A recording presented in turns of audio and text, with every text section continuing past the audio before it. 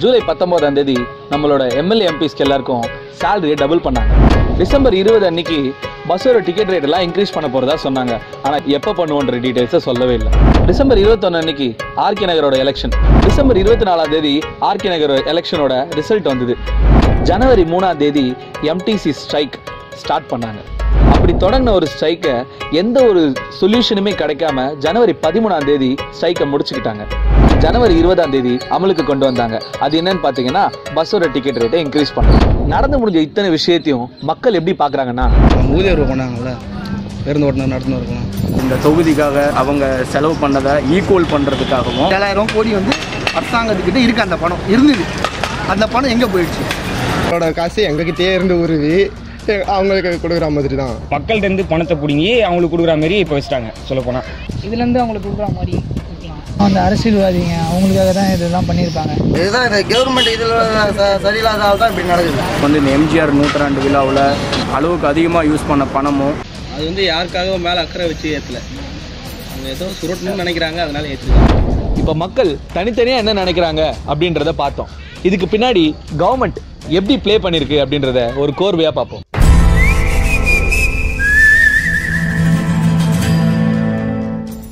ஜூலை 19, அதாவது election start ஆகிறதுக்கு கரெக்டா ஒரு 5 மாசத்துக்கு முன்னாடி எம்எல்ஏ எம்பிஸோட சேலரி எல்லாம் டபுள் பண்றாங்க. எதுக்கு? எலெக்ஷன் டைம்ல எம்எல்ஏஸ் எம்பிலாம் கட்சி மாறக்கூடாதுன்னு அவங்க இன்க்ரீஸ் பண்ணி கொடுத்துருக்கலாம். டிசம்பர் 20 எலெக்ஷனுக்கு கரெக்டா ஒரு நாளைக்கு முன்னாடி பஸ் ரேட் எல்லாம் இன்க்ரீஸ் பண்ண போறோம் அப்படின்றத அனௌன்ஸ் மட்டும் பண்றாங்க. எதனால அப்படி பண்றாங்க? ஆர்கே நகர்ல அவங்க செலவு பண்ண காசையும் எம்எல்ஏ எம்பிஸ்க்கு கொடுத்த காசையும் அவங்க சரி கட்ட வேணாமா? அதனால தான் இப்பயே சேஃபா ப்ளே பண்றாங்க. டிசம்பர் 24ஆம் தேதி ஆர்கே நகர்ல நடந்த இடைத்தேர்தலோட ரிசல்ட் வந்துச்சு. அது யாரும் எதிர்பாராத விதமா வந்துச்சு. அந்த ரிசல்ட் கரெக்டா ஒரு 10 நாள்ல, அதாவது ஜனவரி 3ஆம் தேதி பாத்தீங்கன்னா ஸ்ட்ரைக் அனௌன்ஸ் பண்றாங்க. யார் அனௌன்ஸ் பண்றாங்க? நம்மளோட drivers and conductors of MTC bus. அவங்க எதுக்காக ஸ்ட்ரைக் அனௌன்ஸ் பண்ணாங்கன்னு தெரியுமா? அரசாங்கம் எங்களுடைய பிஎஃப், கிராஜுவிட்டி இப்படிப்பட்ட தொகைகள் ஓய்வு பெற்று வீட்டுக்கு போகும்போது அதை திருப்பி கொடுக்குற பணம் எங்களுக்கு. அந்த பணத்தை எடுத்து 7000 கோடியை செலவு பண்ணிட்டாங்க. அப்படி தொடர்ந்து அந்த ஸ்ட்ரைக்கை ஒரு தீர்வு இல்லாமலே வாபஸ் வாங்கினாங்க. ஏன் தெரியுமா? இங்க தான் நாங்க சொன்ன சுவாரஸ்யமான தியரி ஒளிஞ்சிருக்கு. அந்த தியரி பேரு கான்ஸ்பிரசி தியரி. அப்படின்னா என்னன்னு கேட்டீங்கன்னா, நடந்து முடிஞ்ச பல விஷயத்த ஒன்று சேர்த்து ஒரே புள்ளியில நம்ம நிறுத்துறோம். கிட்டத்தட்ட தனி ஒருவன் கான்செப்ட் மாதிரி தாங்க. எல்லாத்தையும் சேர்த்து வச்சு தெரியாத ஒரு விஷயத்தை தெரிஞ்சுப்போம், அறியாதது அறிவோம்.